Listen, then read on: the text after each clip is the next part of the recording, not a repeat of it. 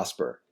Yes, I'm going to do a review of the hit 2009 movie and fresh reboot, Star Trek, directed by visionary director J.J. Abrams, and let's get right into it. First of all, I'm going to be discussing some spoilers because I really want to get into this movie and dissect it. And if you haven't seen this movie, please stop watching my review now. Go and enjoy the movie because I think you will. I thoroughly did. So before I start as well, I will say I'm a bit of a Trekkie, always have been. When I was 9 years old, my father took me to see the classic Star Trek II, The Wrath of Khan in theaters, and I loved it. But it just wasn't the space adventures, it was really the character development of the crew of this U.S.S. Enterprise. So let's get into the origin of Star Trek. Essentially, an ex-LAPD police officer, Gene Roddenberry, was writing screenplays for various TV shows in the 1950s and 60s, and he came up with the idea of Star Trek, which would tell the tale of the brave crew of the U.S.S. Enterprise, which is set in our timeline approximately 200 years in the future, where they would go off and explore new life forms and boldly go where no one has gone before.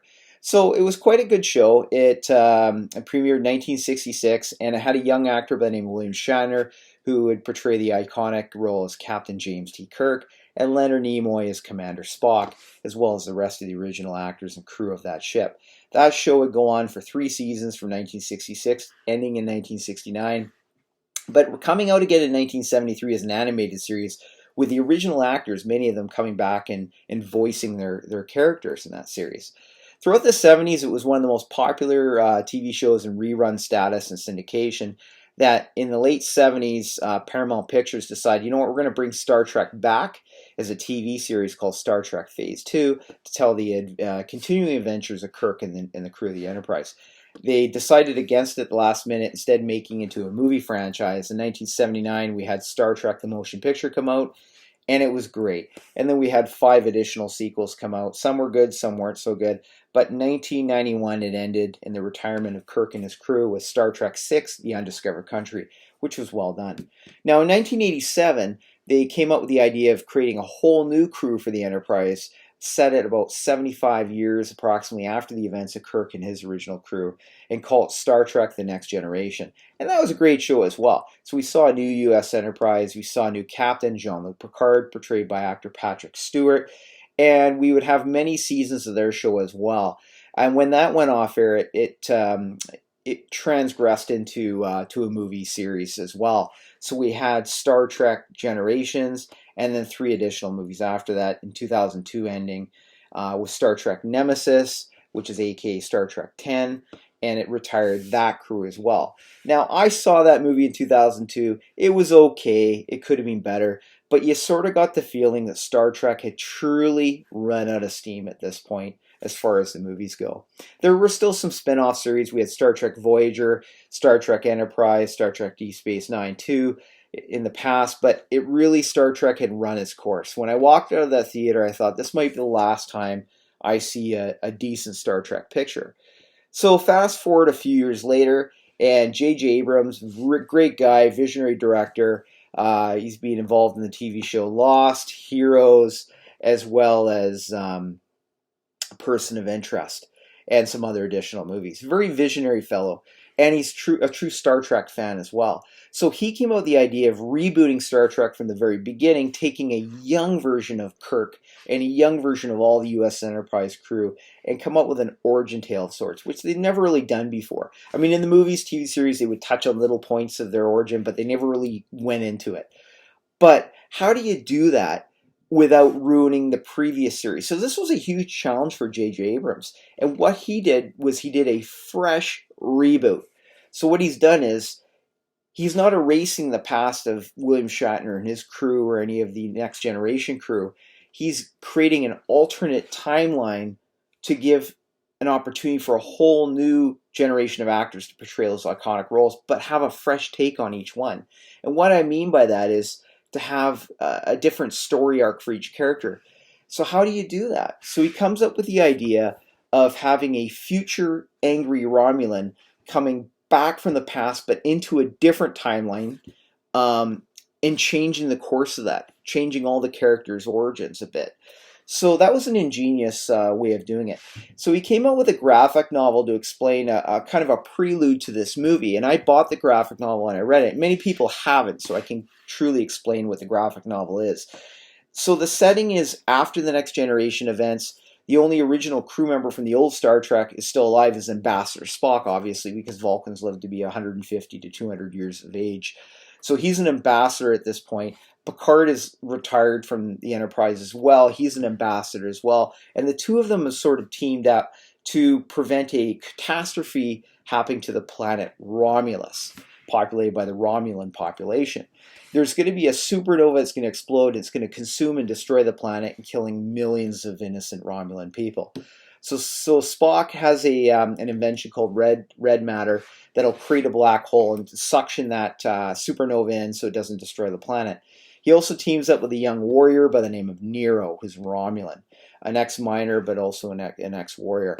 And they team up with his huge ship called the Narada, which is a mining vessel, massive ship. And they're racing against time. Well, the supernova explodes, ends up destroying Romulus and killing everybody, including Nero's family, all his loved ones. And Nero now blames Spock for this, and he's hell-bent on revenge. As this black hole opens, he's going after Spock, but he gets suctioned through this black hole as well, and Spock does too. Now, Nero goes through the black hole first, and Spock goes in mere seconds after him. But the difference is when it's seconds going through, it equates to about 25 years on the other side. So when Nero pops out in through the end of the black hole, it takes Spock an additional 25 years to come out. So we've got a time lapse there. Now, the movie opens up after the events of this graphic novel, where you see the Narada coming through the black hole, and you see a very tiny Federation vessel called the U.S.S. Kelvin, basically just sitting there. And all of a sudden, the Narada starts attacking the U.S.S. Kelvin. But we see the crew on the ship, and it's really cool because we're introduced to a character by the name of Lieutenant George Kirk, which is Captain Kirk's father.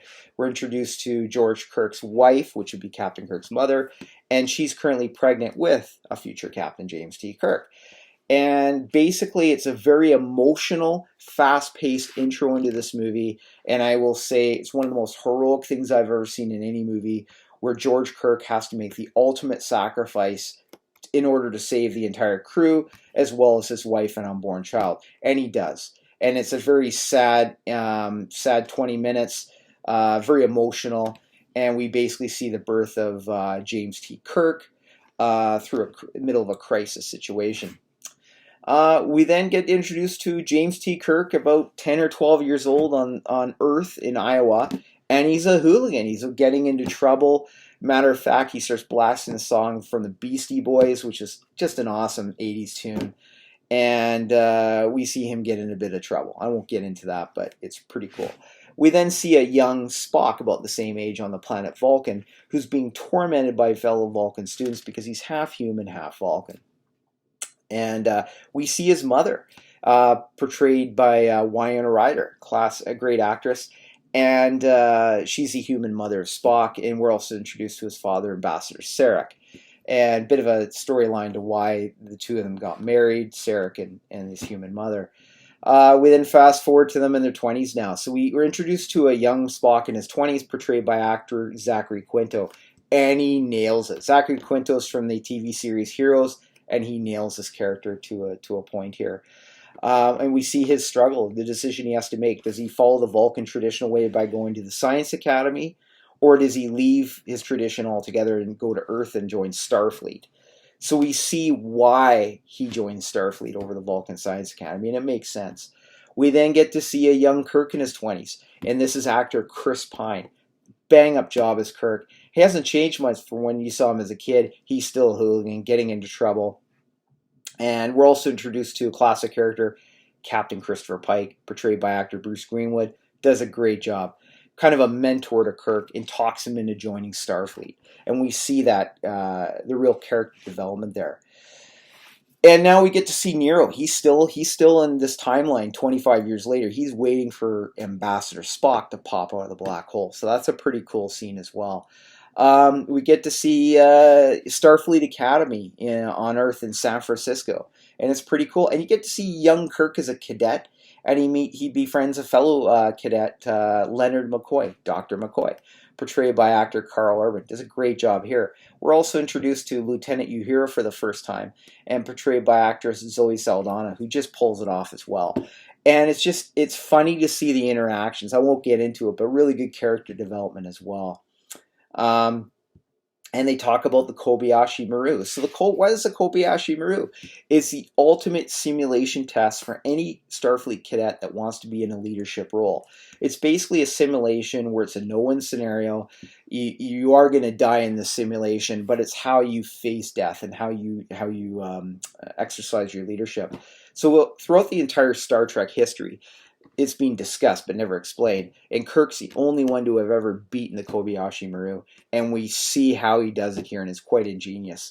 We're also we get to see Kirk and Spock meet for the first time, and it's not very friendly. I'll say that much. These two are definitely at each other's throats, so it's pretty cool to see. Nero now comes out in the forefront. He's a major threat to Starfleet, and Starfleet launches ships, and we soon realize that his future ship, the Narada, that he pilots, is massive. Is the Starfleet's no match for this ship. This ship is designed, it can actually destroy planets, and it's insane. So we see a no-win battle there. Again, we get to see Kirk in action. He is aboard the U.S. Enterprise, but Captain Pike is the captain of the ship, and Spock is second in command. So we see a real adventure as the ship goes into to battle. And again, I have to preface by saying this movie is action-packed right from the opening credits to the end. It doesn't slow down whatsoever. It never wastes a scene, and it's never dull. The way he films this movie is spectacular. It's never been done before, I think, in any science fiction movie. The way he shoots the ships, they're upside down, they're sideways. The way he uses light and visionary imagery is just fantastic. The special effects are to the next level in this movie. Never done before in any Star Trek movie, and any science fiction movie up until then, I think, either. Is just fantastic. The sounds, the vision, and just let's talk about the U.S.S. Enterprise for a second. It is a fantastic looking ship in this movie. It truly pays homage to the classic 70s or 60s series, I should say, but it's really up to date and it's next level. Okay, so let's get into the rest of the crew of the U.S.S. Enterprise. I mean, these are all young actors taking on iconic roles here. So we're introduced, as I mentioned, Chris Pine as Kirk, Zachary Quinto as Spock, Carl Urban as McCoy, Zoe Saldana as Lieutenant Uhura. But we're introduced to actor Anton Yelchin, who portrays Ensign Pavel Chekhov, a young 17-year-old Russian whiz kid who is just a genius. So he's aboard this as well. We're also introduced to John Cho portraying the legendary Sulu. And we're introduced to British comedian actor Simon Pegg, who's brilliant in this role, by the way. He plays Montgomery Scott, a.k.a. Scotty. And he's got a great origin tale here in this movie as well. This movie also pays respect to the classic 60 series, where we saw in one of the episodes, Sulu was actually really good at fencing. And he gets to use that ability in an action sequence in this movie. So, I mean, J.J. Abrams is a true Star Trek fan. So he, in a fast-paced 2-hour movie, he's able to take aspects of the original series that made it really cool and throw it in this movie and pay homage to that as well. Let's get into the major villain here, Nero. I mean, he's portrayed by actor Eric Bana, who does an awesome job here. I have to say, as a Star Trek fan, he is by far one of the best Star Trek villains ever to be seen in the series.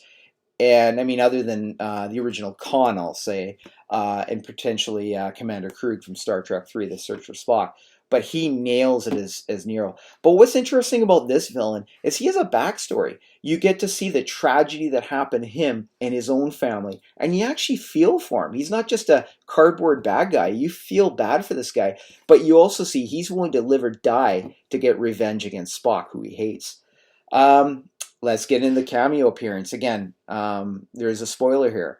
As we know, as I said in the graphic novel series, Ambassador Spock gets suctioned through that black hole too. Leonard Nimoy, yes, Leonard Nimoy reprises his iconic role as Ambassador Spock. He's old here, but it makes sense. And I got to tell you, he's got some of the best lines in this movie. When you see Ambassador Spock meet a young James T. Kirk, and the lines between the two of them, super, super cool. It really is. It's really great. The battle, the iconic climax, I won't get too much into that. I will just say it's fantastic. And you start to see a friendship develop between a young Kirk and young Spock that were at first enemies, you could say, in this movie. But they really come together, and how the original crew comes together. And by the end of the movie, you see a certain promotion to the rank of captain. I think we know where we're going with this. And we see them in their iconic uniforms, and the ship, the U.S.S. Enterprise, is about to leave space dock and go on to a new adventure. And the voiceover at the end was fantastic by original actor Leonard Nimoy, the classic line of "Space, the final frontier. These are the voyages of the Starship Enterprise." You know, basically to go boldly where no one has gone before. Fantastic ending to the movie, and sets itself up for a sequel. Definitely exploring the next step in the franchise. I will say right now, in my opinion, J.J. Abrams saved Star Trek. He truly did. Star Trek had run out of steam, and in 2009, he brought it back tenfold. Really did a fantastic job. And the following sequels that would come out after, Star Trek Into Darkness, which come out a couple of years later, and then Star Trek Beyond, which was the last Star Trek movie, what they call the Kelvin timeline, were good movies as well. They're currently working on a fourth Star Trek film, bringing back the original crew here, Chris Pine, Zachary Quinto, etc.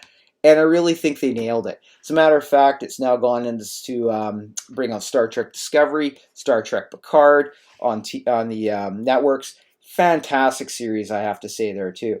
J.J. Abrams single-handedly saved Star Trek. I will say that right now. Again, we're divided as Trekkies. Half the Trekkies either love or hate this movie. Some Trekkies, and rightfully so, do not like Star Trek 2009. And I respect what they're saying, because they think that they should have just left it in William Shatner's role.